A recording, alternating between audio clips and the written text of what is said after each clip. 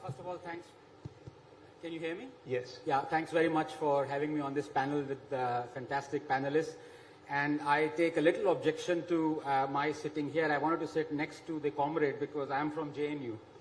And I even wore a tie to celebrate this thing. And if there is left at only 3 places in India, it is Kerala, it is JNU, and it is the media. So... But to come back, Rahul, to the topic, the title of the topic itself is right being demonized, is demonization of the right left working for the... Nothing is working for the left because the left doesn't work. I mean, I'm not reinventing the wheel here. This is the left's history for 125 years or 100 years. That when you say right or left, Rahul, the labels have become so, I don't know, fundamental to our psyche that we look at a person and before we even know his or her name or wanting to know, we want to know which ideology he or she may belong to. That person may be ideologically agnostic, but still we will force an ideology. So you would be left, you would be right, you would be this, you would be that, you would be trans, you would be LGBTQ plus TM, I don't know how many other things have gotten into there. But labeling, I think this is a fact because in order to come back to this, you have to actually define, as Tejasvi rightly put it.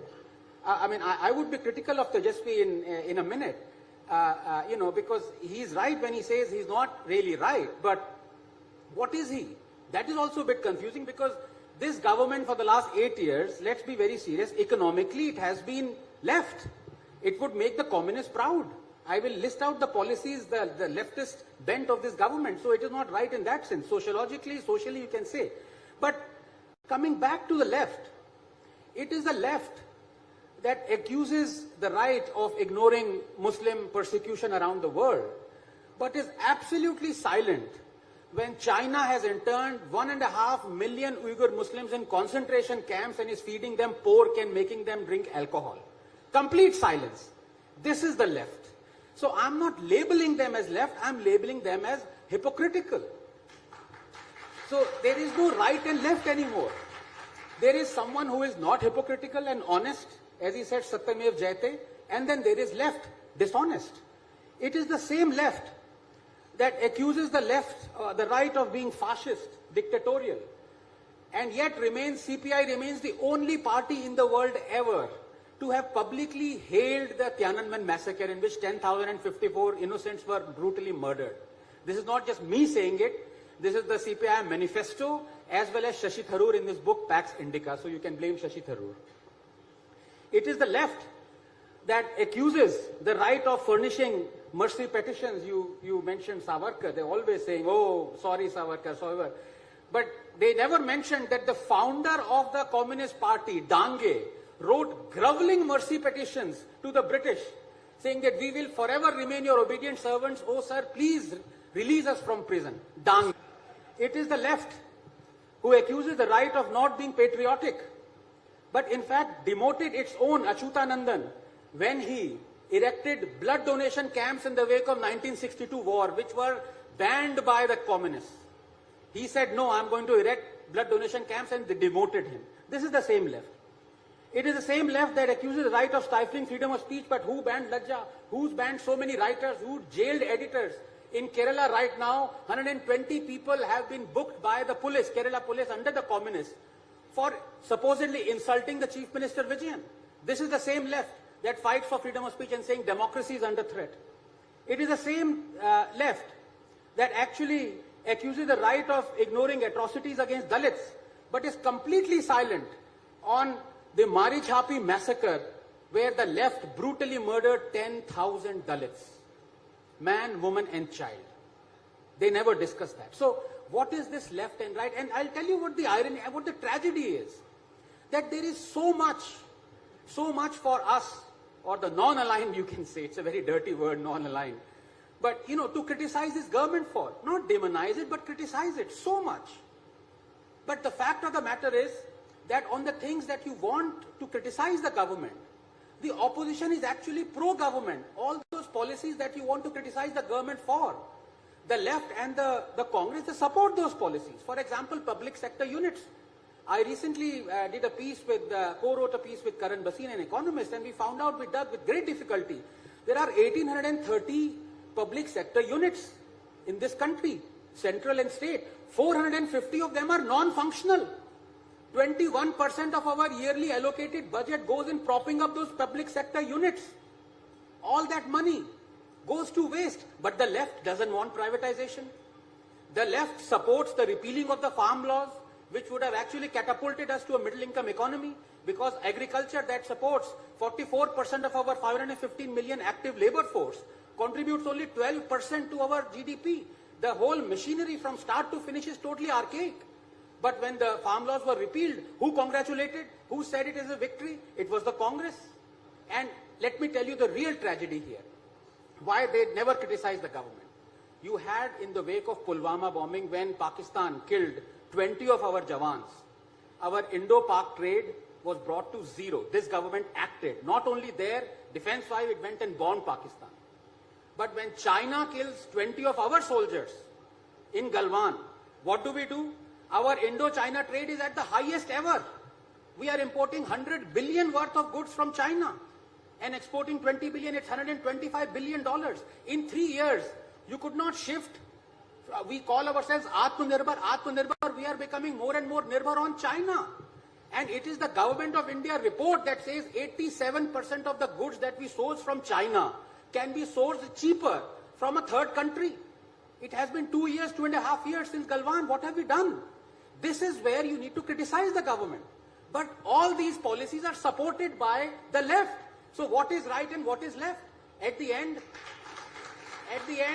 हम science की तरफ से. The fact of the matter is, these labels, as our erudite panelists would consider, they are the easiest thing to throw. And can they prove me wrong on the 5 things I have said? That you should be criticizing this government for its policies. But you aren't, because you support this government on these archaic things of let's have public sector stake, let us not change any farm laws, let us keep the Indo-China trade the same. The fact of the matter is, there is a reason why the communist symbol is what it is for 100 years, hammer and sickle. They want us to keep using those tools.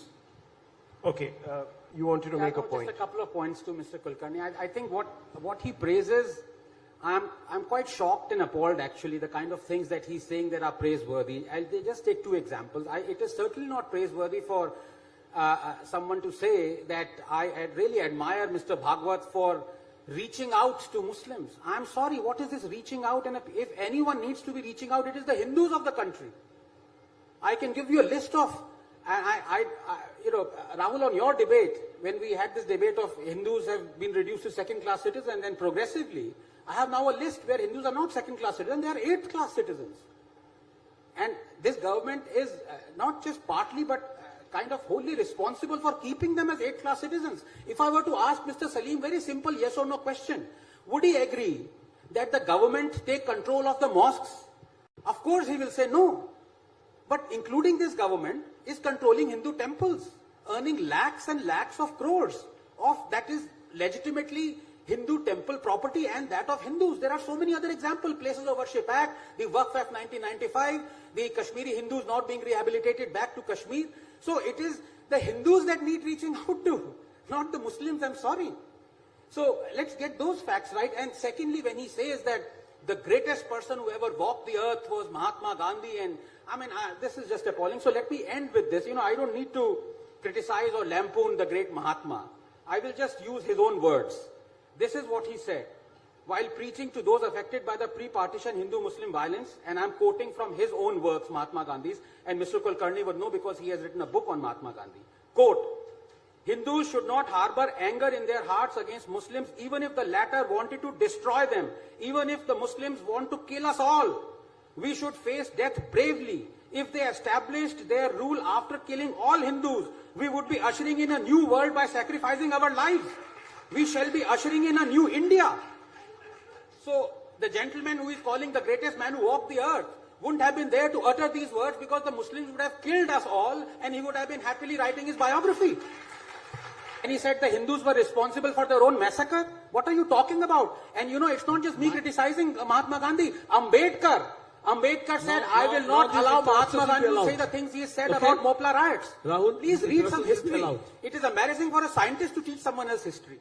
They're having a conversation. I'll tell you what the problem is, because according to the latest book by Vikram Sampath, who you deliberated yesterday, Mr. Joshi of the CPI actively colluded with the British and gave away the whereabouts of INA members and Subhash Bose. So the collaborators were actually the communists. So they obviously have a problem when you talk about Veer Savarkar. But just to come back to this issue of, I don't want to talk about Mahatma Gandhi in the context of just Hindu-Muslim. I'm quoting him. I'm not demonizing him. Let me quote him away from Hindu-Muslim. Ganga Jamna Tehzeeb. This is Gandhi's appeal to Britons on the eve of Battle of Britain and Nazi invasion in 1940, when Britain faced the greatest threat, and I quote him, fight Nazism without arms. Invite Herr Hitler to take possession of your island.